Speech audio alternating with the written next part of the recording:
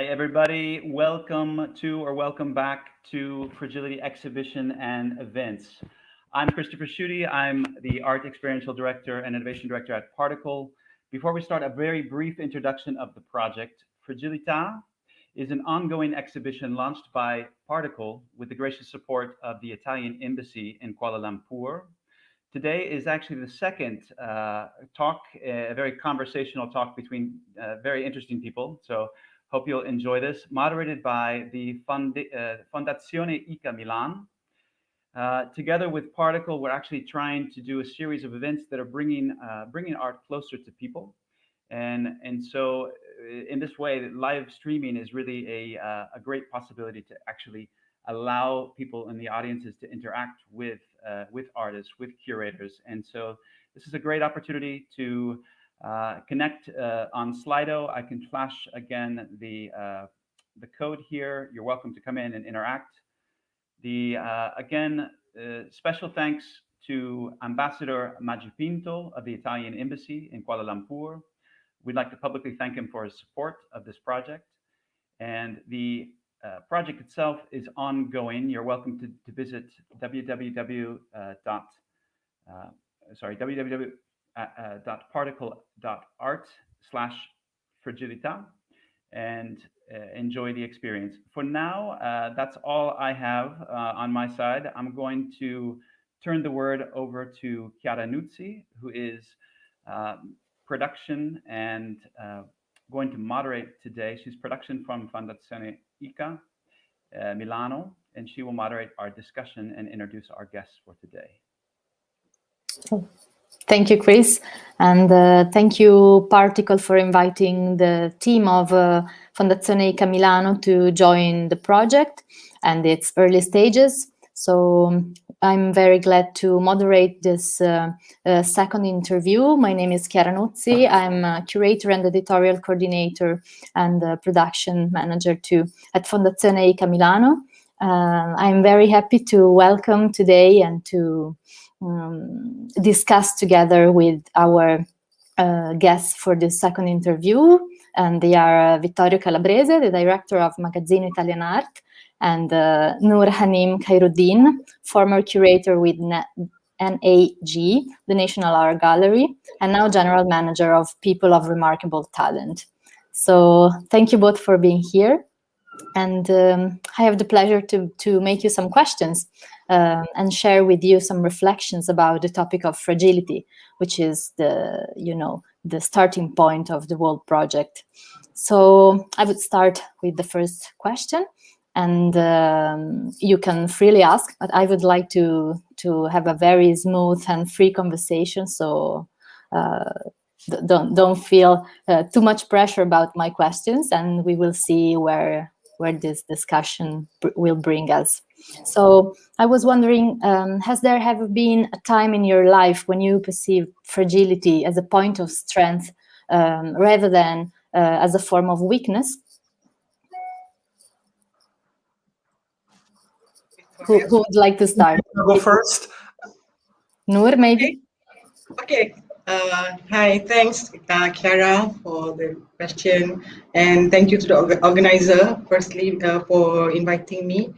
So back to question one, has there ever been a time of your life when you perceive fragility as a point of strength and resilience rather than as a form of weakness? I guess the nearest example is, of course, the pandemic itself, whereby we are being forced to adapt to the new norm.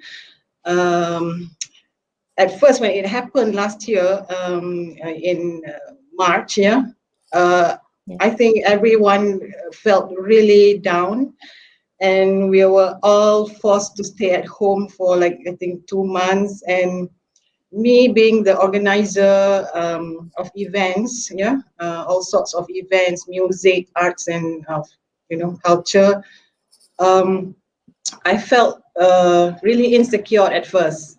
So the fragility was already there, and I also pity our arts community, especially because they cannot, get their normal income through performances, the musicians in clubs, they cannot perform at all. So all this added up to our sort of our own brainstorming and roundtable sessions among my colleagues here. And we thought that this is actually a great way to remind us about unity. And because of the pandemic, because of this COVID-19 thing, everyone got connected instantly.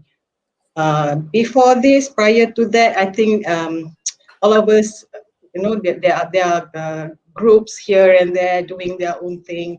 But after this thing happened, and because we are forced to connect only through internet, to Zoom, Skype, and so on, that became eventually became the strong point of all this tragedy.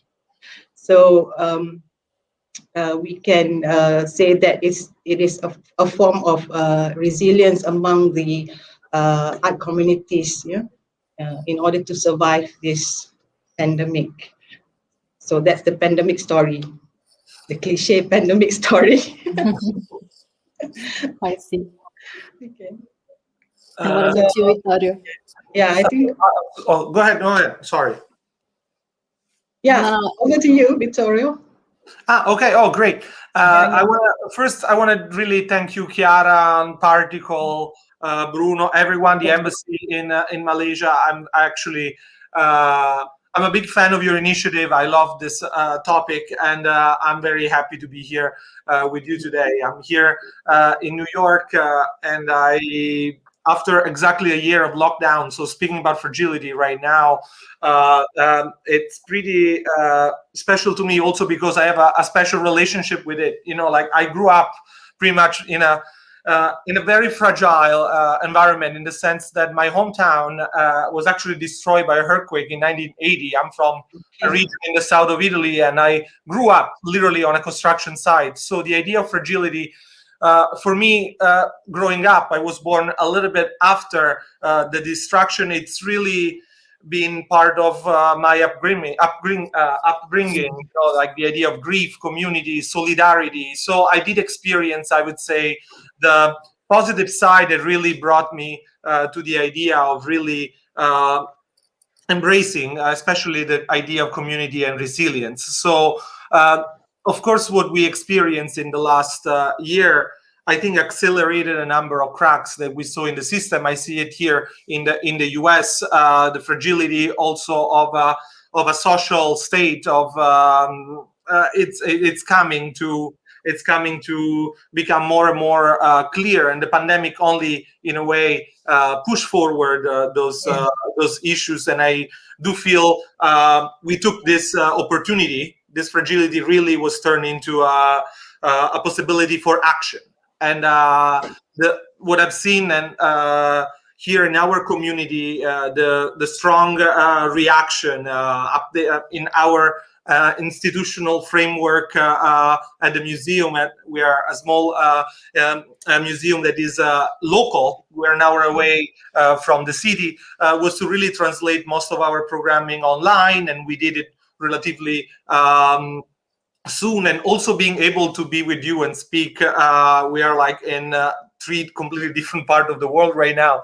I think it is a product, in a way, of this resilience and our capacity to adapt to an environment that is changing. So I do see fragility not as a weakness, but I think embracing them is the only way to really get us to that resilient stage, and to be also more creative. And I also want to add what Hanim was saying about the artists.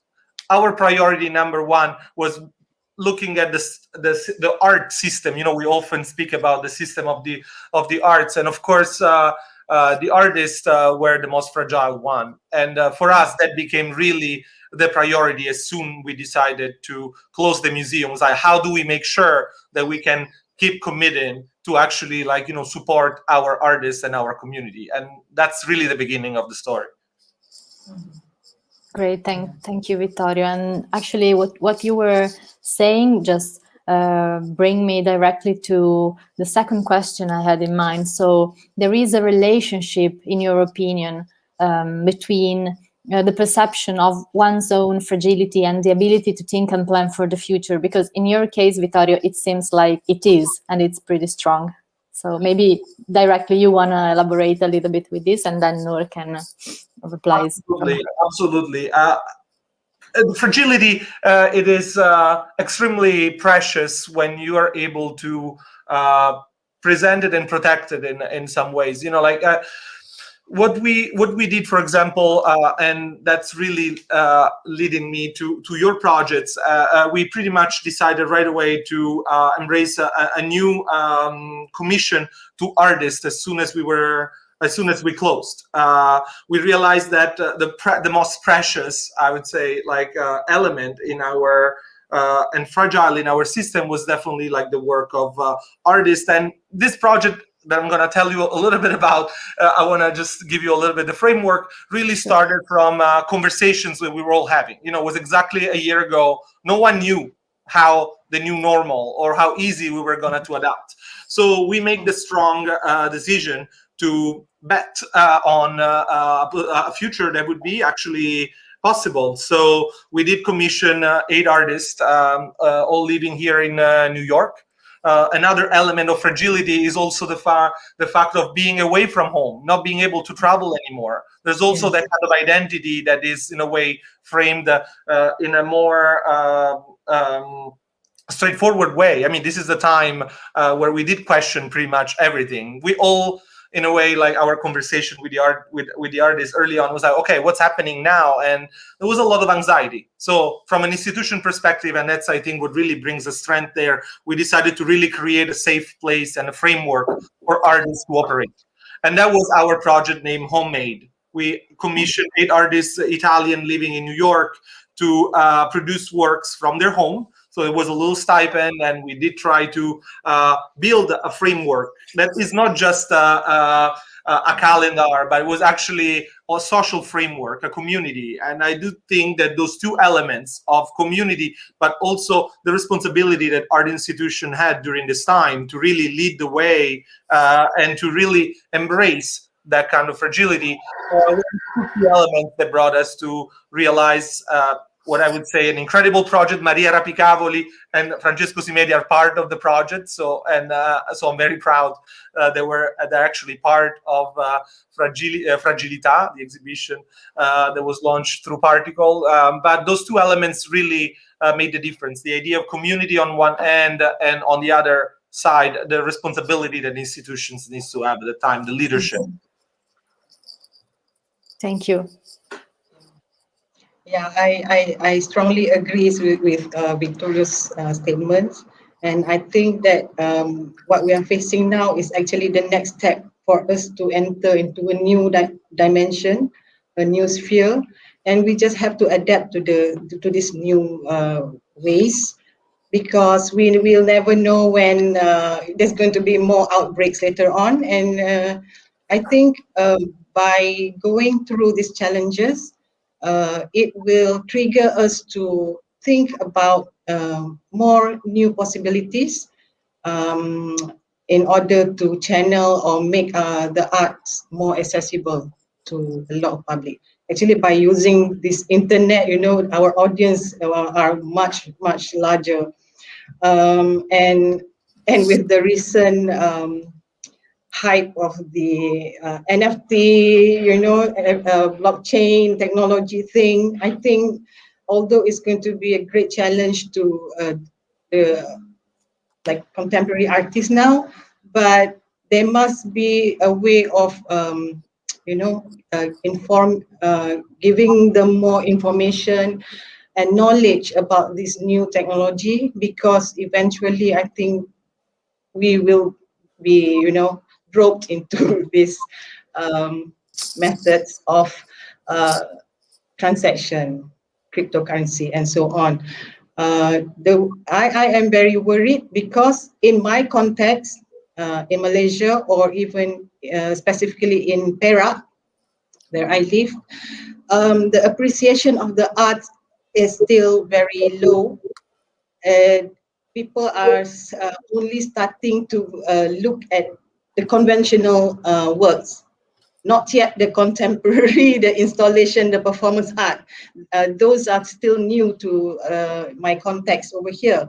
So I'm not sure whether they are ready to accept like digital art thing, you know. But that is in a different context. But what I'm saying here is I think there must be a lot more discussions and I don't know, like workshops maybe, you know, to let people to start engaging more through digitally like this, because it is much faster, cheaper, and I think it's the new way of getting close to arts. Oh, one thing I wanted to add to what Hanim was saying, that I think it's truly fascinating to me. It just said I do see that this idea of fragility, for us, the biggest issue, I mean, I would say no issue, challenge. You know, we're a museum dedicated to Italian art in New York, and among all the things that we did, having an exhibition that was pretty much about fragility, all those artists produced works that in a way reflected their time during the quarantine, was really able to touch so many people beyond, I would say, the cultural connotation that maybe we would associate with what's Italian or Malaysian or American. Yeah. I do also feel that this time reconnected us all. I do see in that context a lot of museum professionals all came together. We do finally look at collaboration in a much more substantial.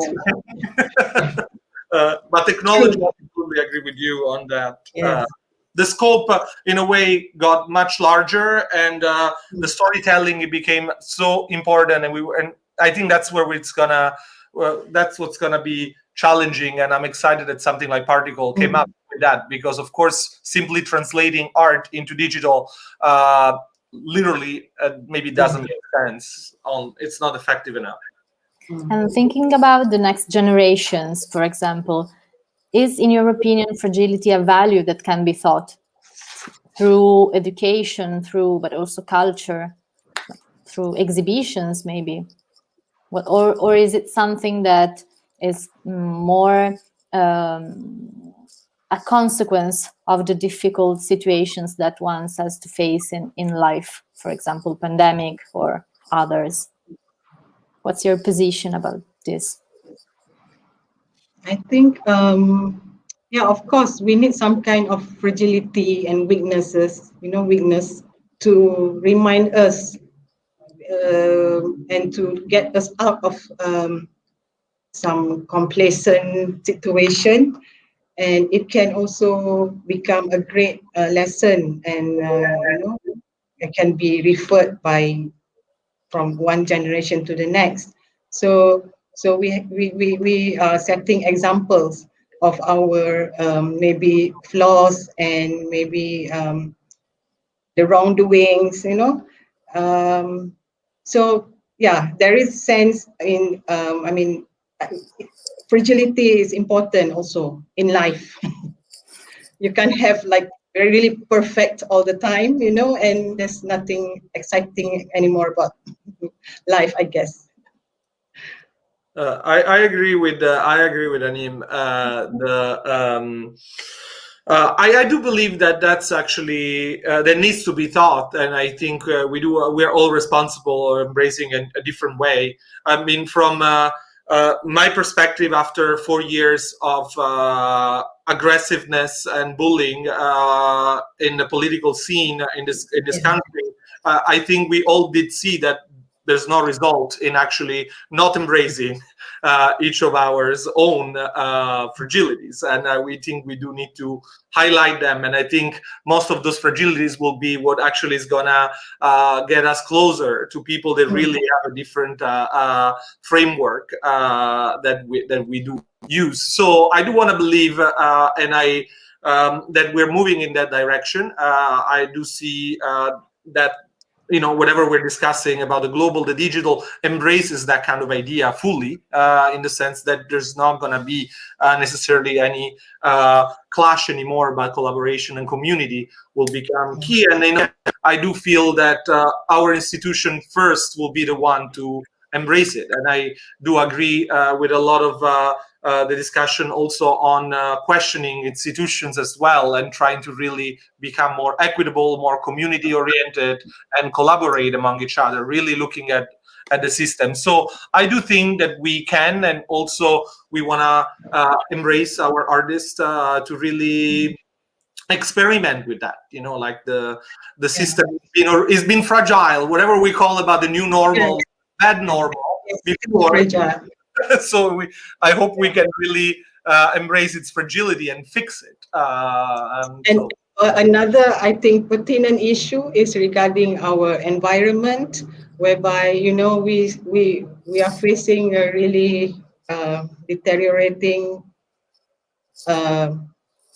Mother Earth.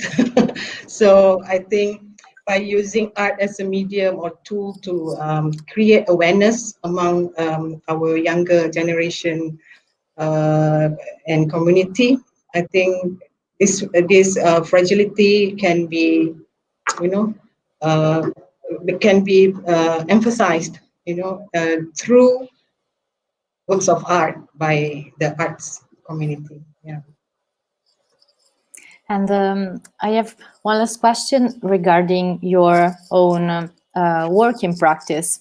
So I was wondering, both of you are, of course, involved in the creation of projects, of cultural projects, of exhibition, but not only, also other format. But in which way does curating or the exhibition process entail the concept of the value of fragility, according to your own experience and practice? Vittorio? Oh, I'll go ahead. Yes, this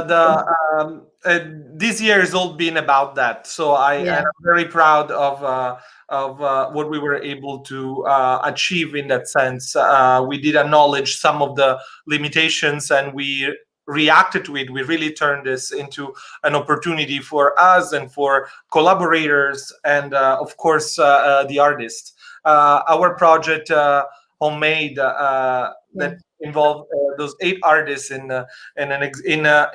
it was more of a curatorial project. That was a way for us to reflect on the idea of community and resilience, really turned into an exhibition and a catalog. And I do see that the work that was produced during that time will resonate for a long time. I mean, for us, we're a young organization. We're 4 years old. Was also a way to really reflect on what community is and what that means for an institution to really embrace community at a local and at a national, at an international level. So I would say this experience really changed the way we're looking at it. We're looking at different echoes, different frameworks, and we do feel that we should experiment with it. I mean, anything that happened up to now, let's say a year ago, in a way was not risky enough, was not really embracing our own fragilities. And what does the art do? It needs to push. It needs to push system. I mean, we do have our collection is based on the Arte Povera a period. So it's art made during the late 60s and was an art of reaction. It was already some of the investigations in language, the global perspective was there. And I do see that we do need to relaunch. In order to enable artists to really embrace their fragilities, I do feel we need to create a framework and the community. I do want to state our investment in our own local community, which starts in our little town in Cold Spring, but it really gets to Milan and Malaysia, I hope, and all of that. So I do think there's no way back, and we did embrace our own vulnerabilities, and I do think that that's the strongest we were ever, and we will hopefully not the strongest we'll ever be, but I do see a path there. Great, thank you. Okay, I think all said by Vittorio already. But on my side, I think another thing that we should focus on is probably about our archiving ventures. When I once curated a show by a retrospective exhibition of a Malaysian artist, it was really difficult for me to find materials and information, just because I guess during that period in the 80s, 70s, there was still no culture of, to promote documentation and archiving among our arts practitioners. So I think that is another fragile structure that we should start mending from now, in order for the information to survive, and everything I think by now should be digitized, and we should be maximizing and utilizing whatever technology there is now to expand our knowledge on on our arts, not if not in Malaysia, abroad. Yeah, I think that is another important issue that we should focus on, about documentation and archiving. I fully agree. I fully agree. And thank you both for this inspiring conversation. To me, as a curator, but also as a cultural worker, it has been really interesting to confront and to face with such different, not really perspective, because I think and I feel that our perspective are common, but the condition we work and we operate into are of course different. So thank you once again, and let's see if there are some questions from the public. We have like 2 minutes left for maybe one question. I don't know if there is some. Maybe I can check.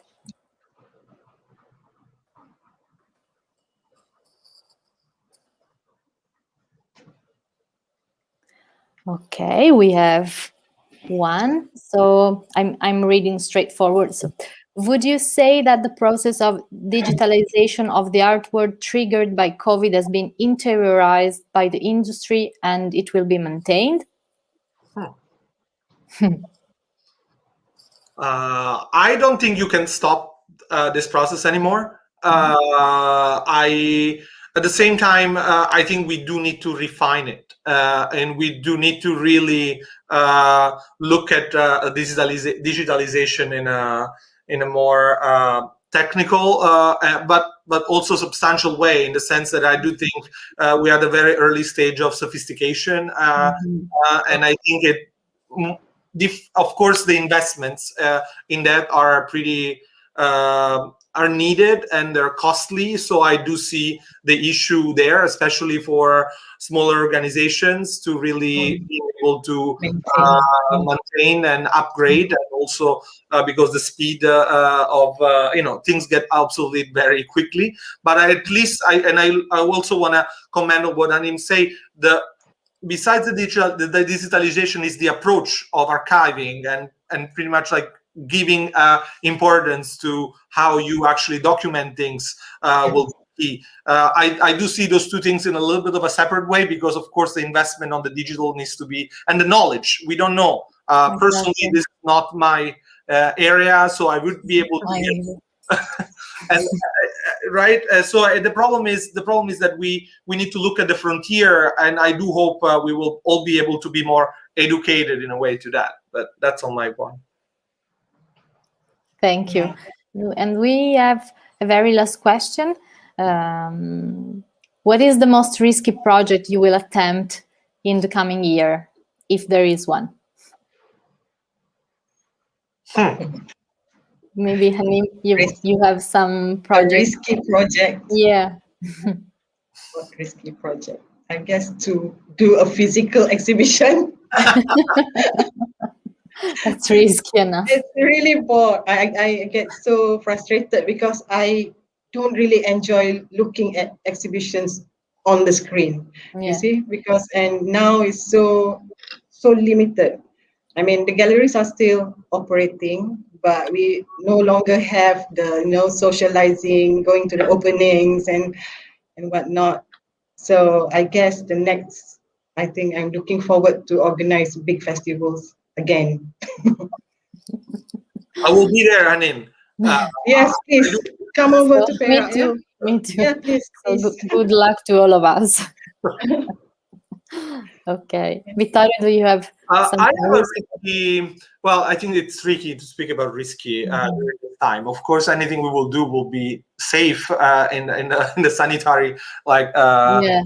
way. But I'm working on a project that will bring an Italian artist here and who will drive a car from state to state. And I do hope we can really do that. It will do a drive, so something more performative. I mean, that's something that we do besides the concept of the physical exhibition. There will be something that will activate spaces and there will just be action. So that's something I would say I would hope, and I'm attempting to do it. Challenging for sure. Yes.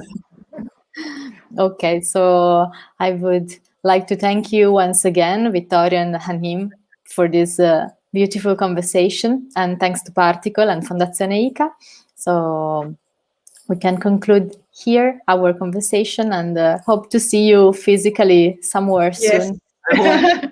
Yes. Thank Keep in you. touch. Okay. Keep in touch. Thank you once again. Bye. Thank you both. Thank you, Christopher. And please do visit the exhibition and leave your comments, ask the artists, interact, leave your audio files. There's a lot of things you can do in the upcoming weeks. The exhibition will be live for at least the next 2 or 3 weeks. So thank you so much for your thoughts on fragility, though. This is invaluable. So thank you so much. Bye-bye. Thanks. Bye. Have a nice day. Bye. Bye for now.